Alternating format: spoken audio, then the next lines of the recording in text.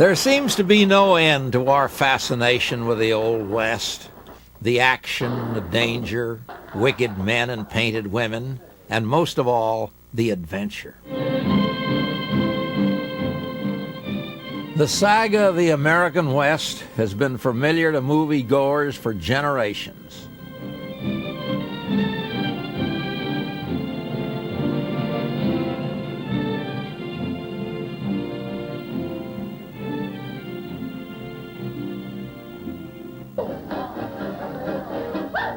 Much of what we know or think we know about the West was learned from old movies like this. This place ain't big enough for you and me, so you better get rolling. Suppose I don't get rolling? You will. 'Cause I got you figured right. You're yellow.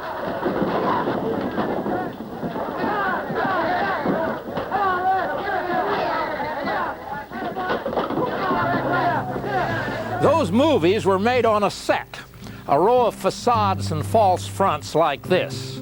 No real history ever happened here. The Old West is gone forever, but we can still feel a part of it. There's no better way to get into the spirit of the West than by exploring ghost towns, and that's what we're going to do. So come on along.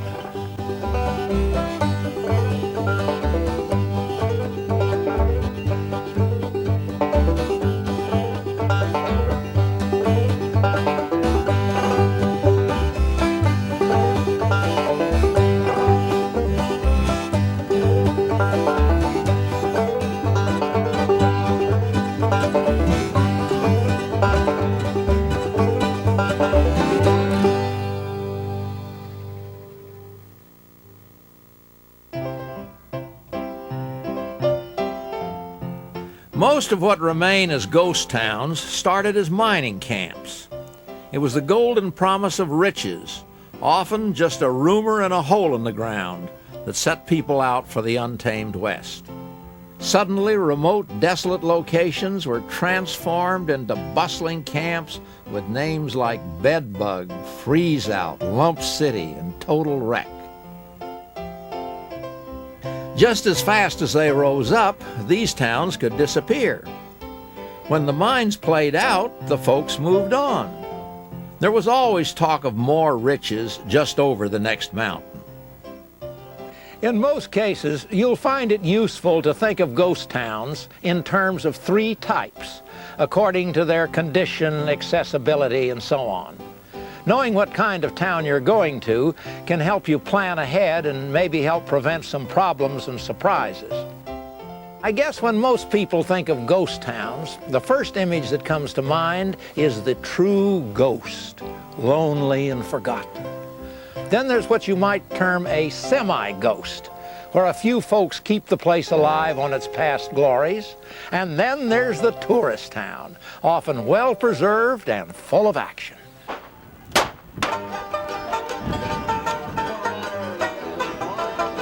Old Western tourist towns let us experience the flavor of how things once were, kind of like the Old West of the Hollywood movies.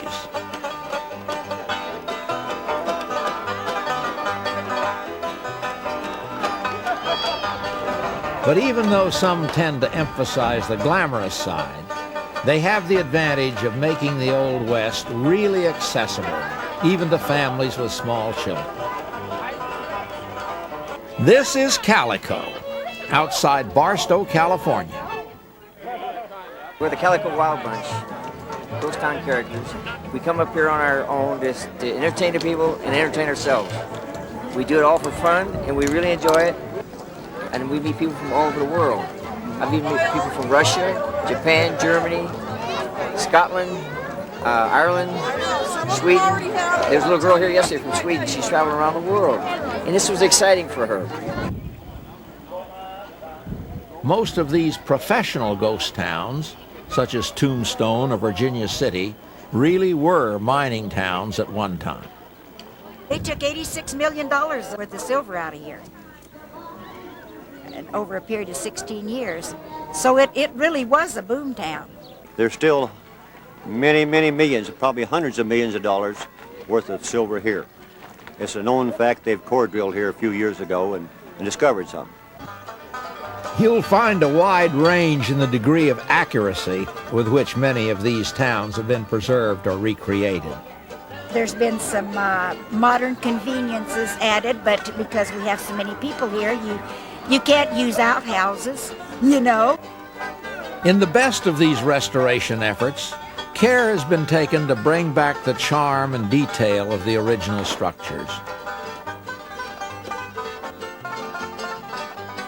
Walter Knott from Knott's Berry Farm fame bought 100 acres and all the original buildings, which were only 5 at that time, and come up here and started restoration in the early spring of '52. Walter Knott, seeing that CALICO really needed to be a place preserved, he signed it over to the county of San Bernardino with a stipulation that they in turn declare it a historical monument park. You can discover history firsthand and study artifacts that were part of the daily life for the people who once lived there. There's a lot of rich history here. It's a very interesting place. It's typical. A lot of people worked hard here. A lot of disappointments, and a few got rich. Most of them didn't, and that made it pretty much a typical old mining town.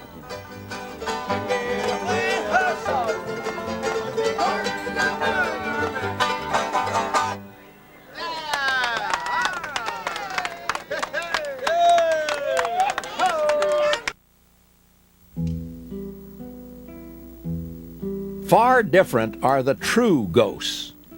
History is stopped for these towns. Often they're isolated and difficult to get to, but the journey is well worth it for those who are dedicated. The payoff is the sense of being in touch with the true pioneering spirit that built the West. Sometimes one lone caretaker will remain. Many times you'll have the whole place to yourself. Just you and the lizards and an occasional coyote.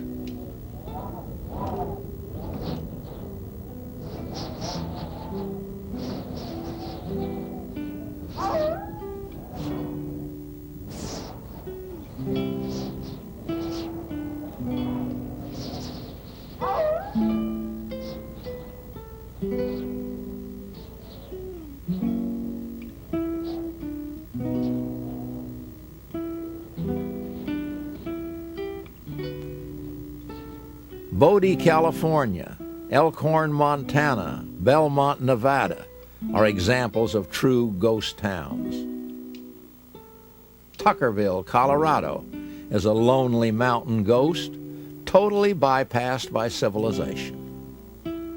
There's no one left to tell us who the people were who settled in Tuckerville or what happened while they were there.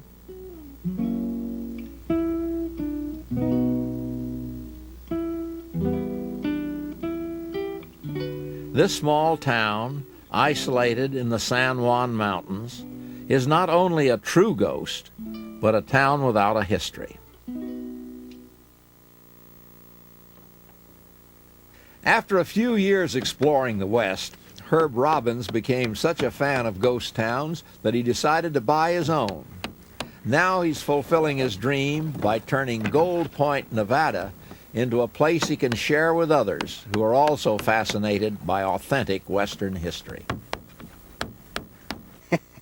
A lot of times they ask me what I'm doing out here, and I just tell them I have a love for this area and I'm restoring these buildings because I hate to see them just blow away in the desert. I came across this town about 1978, and I bought 3 little lots here in 1979. And I stayed out here in a tent the first time, and from there I bought the old general store and post office, and a couple years after that I realized that this was what I want to do in life, so I decided to start buying more of the town up and restore something and be known for something. I want to save these towns.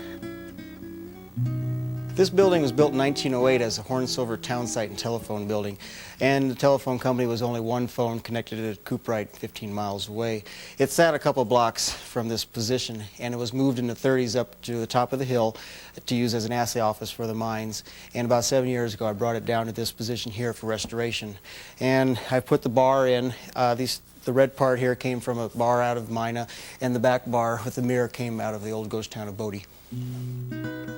I hope someday I'll open a tourist attraction here, have a bed and breakfast in, sell gasoline again, have a general store. If tourists come through, they're my main priority and goal. Take them through a museum and give them a first-class tour of everything.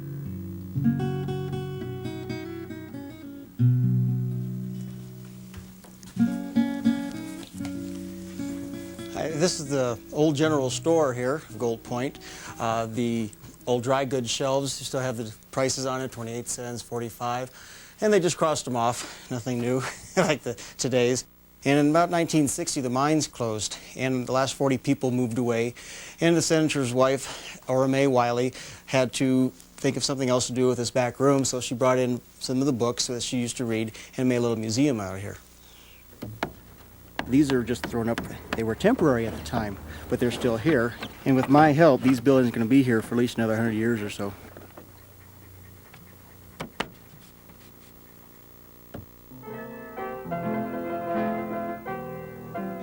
The so-called semi-ghost towns somehow manage to cling to life, though the look and feel of these places is a mite different from the glory days.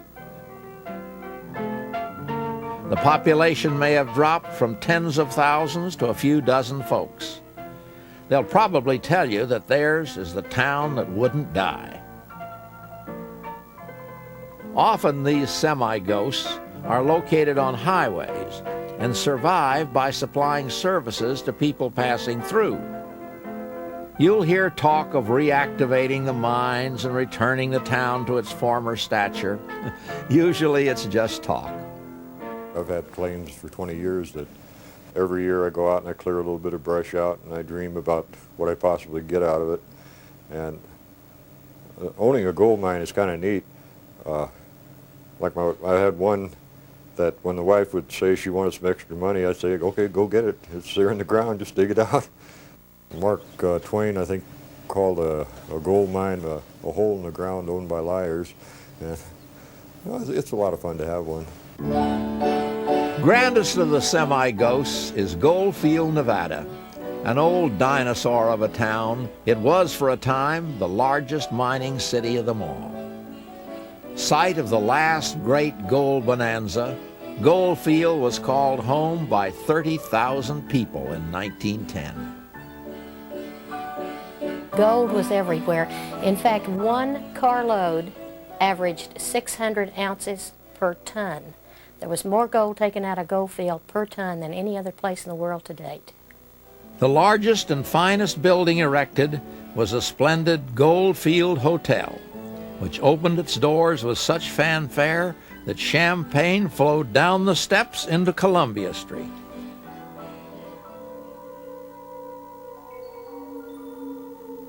If asked, most folks are willing to recount tales about the one guest who never checked out, the mysterious lady that haunts the Goldfield Hotel.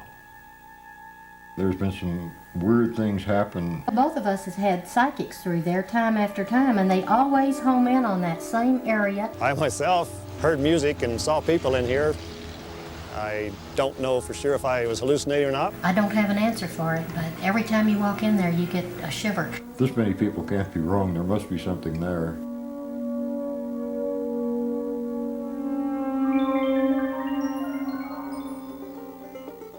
There was trouble amidst the glory, growing unrest between newly organized labor unions and the mine owners.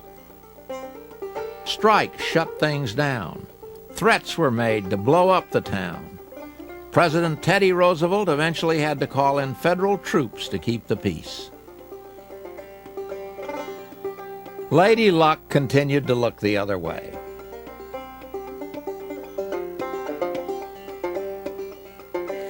Well, the gold, they say, ran out, but I don't think so.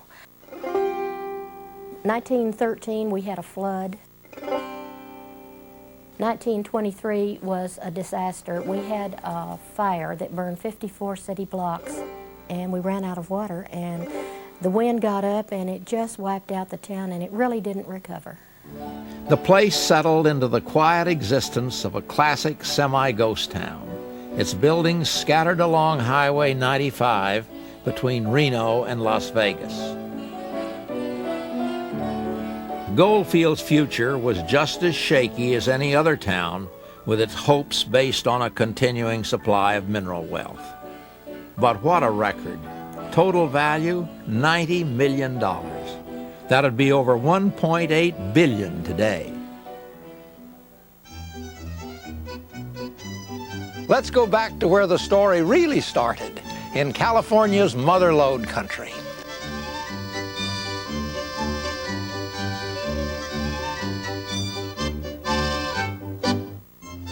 The spirit of the gold rush days is still very much alive in the towns along State Highway 49 and the nearby back roads. Fragments of the roaring camps are intermingled with active communities that have an old-time flavor. Those who are really more likely to strike it rich, in terms of an abundance of things to see and do, are the new 49ers who explore this route. Most of what's left of Coloma, the first boom town, can be found in Gold Discovery Historic Park. Sutter's Mill has been reconstructed and the surrounding buildings preserved. This area is where the legends of the Western outlaws got their start. Black Bart, the gentleman robber, and Joaquin Murrieta, one of the most vicious bad men around. Not to be missed is the annual frog jumping contest in Angels Camp, made famous by Mark Twain's story.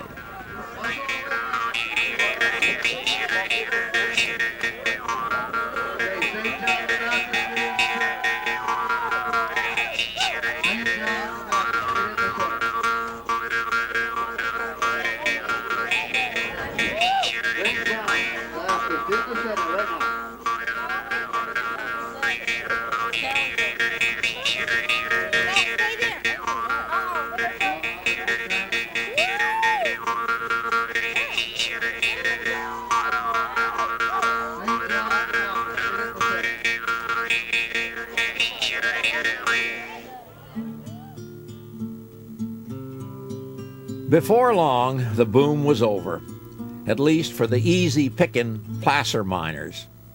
Only the hard rock mining companies, with their heavy machinery for digging deep in the earth, continued to survive.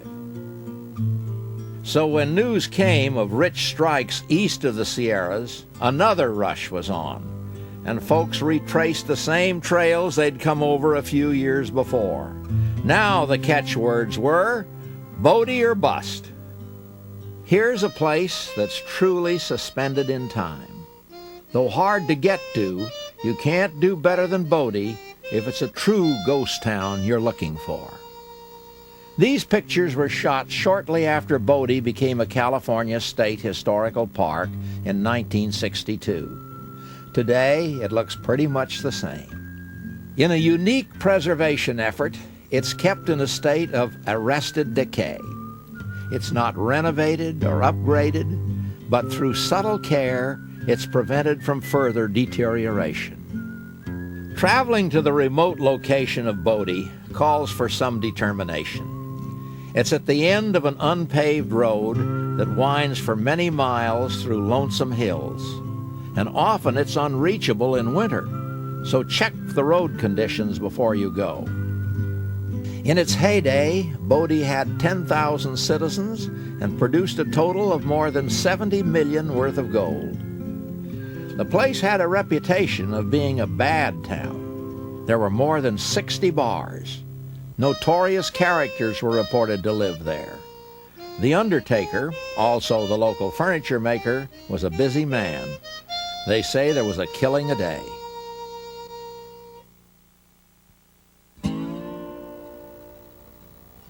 Millions of years ago, An inland sea covered the land between the Wasatch Mountains of Utah and the Sierra Nevadas. Geology and climate changed, leaving a vast, rugged landscape that we call the Great Basin. The mines that cropped up throughout this barren land would eventually yield greater riches than those of the Mother Lode. As a result, one of the richest concentrations of ghost towns is found in the Great Basin.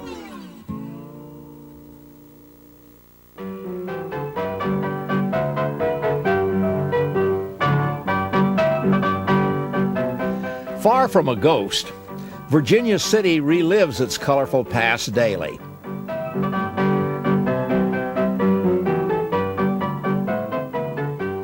Its location near Reno, Carson City, and Lake Tahoe has given it a prime opportunity to benefit from visitors to the area seeking a frontier experience.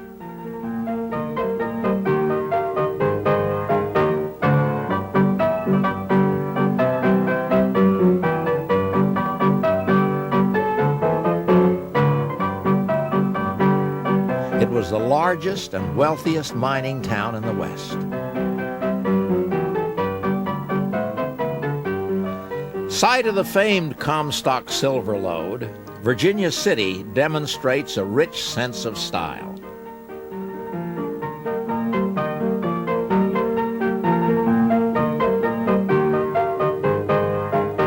Many of the renovated mansions serve as lodgings for tourists.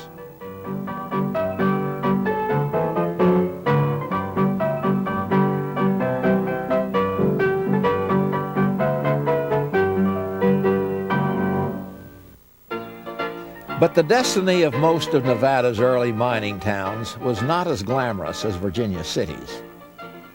If it weren't for Highway 50, Austin, Nevada, for instance, probably would have dried up and blown away years ago.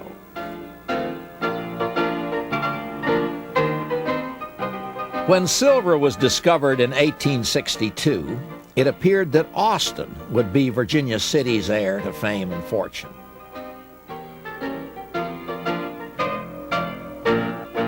The International Hotel and Cafe was moved piece by piece over 150 miles from Virginia City to Austin.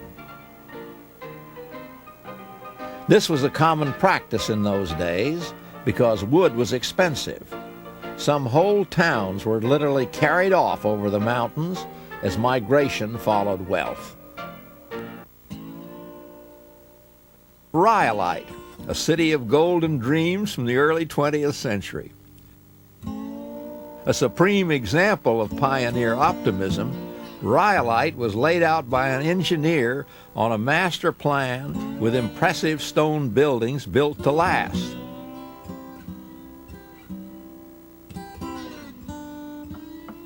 But crooked stock schemes and easy credit undermined the town's financial base.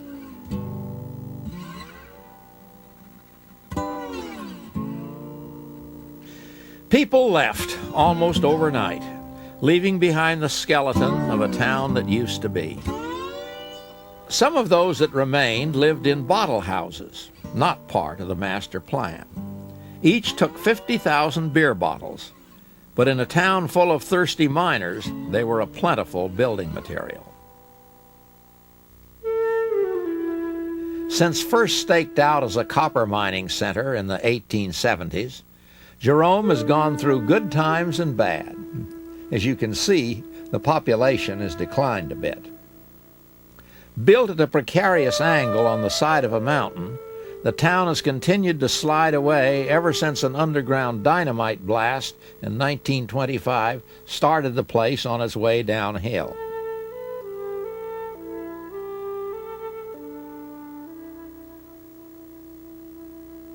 The famous traveling jail has slid over 300 feet, even crossing the road.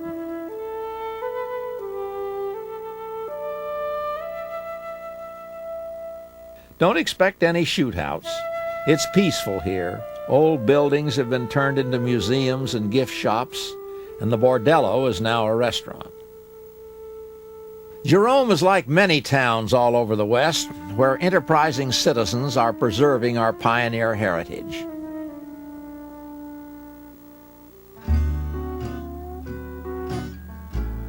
Fortune smiled on the little town of Oatman, Arizona, about the time rhyolite disappeared into history.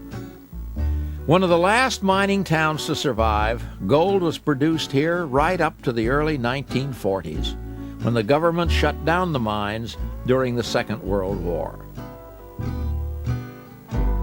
Still, it was an oasis for travelers crossing the desert on Route 66. But the place was almost forgotten when a new highway bypassed Oatman in the early 1950s.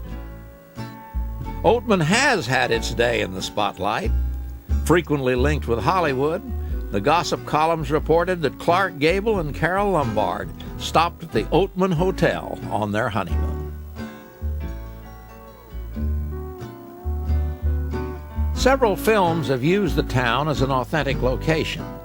These scenes were made shortly after Oatman was transformed into Gold City for the film How the West Was Won. The few residents take pride in a hardy spirit, a frontier mixture of grit and tenacity. Their town offers a feel of the Old West, with weekend gunfights and friendly burros, and there's even been a revival of mining activity in the area. If there ever was a town that wouldn't die, I guess it'd be Oatman.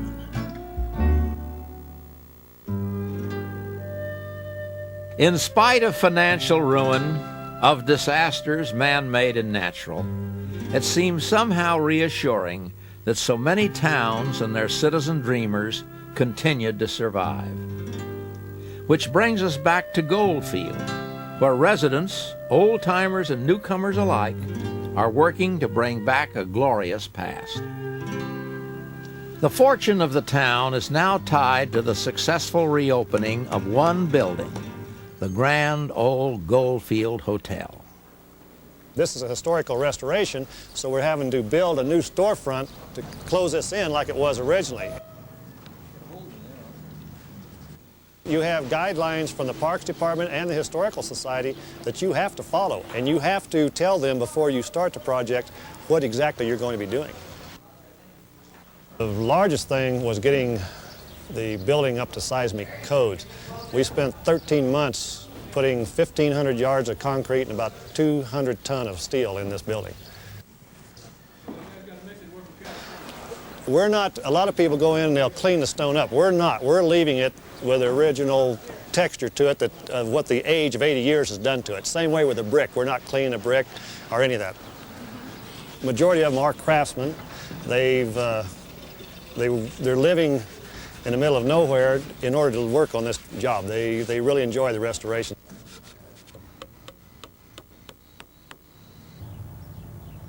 Everything is changing. Attitudes are changing. The old guard is actually looking forward to what's happening here. The economy is hoping to live with the hotel. We've got 7 antique stores where we had none. We have a gas station that's actually open now. We have restaurants and we have had none. We have a towing service, a bus line now. Western Union's here. We don't have a bank yet, but we're working on that.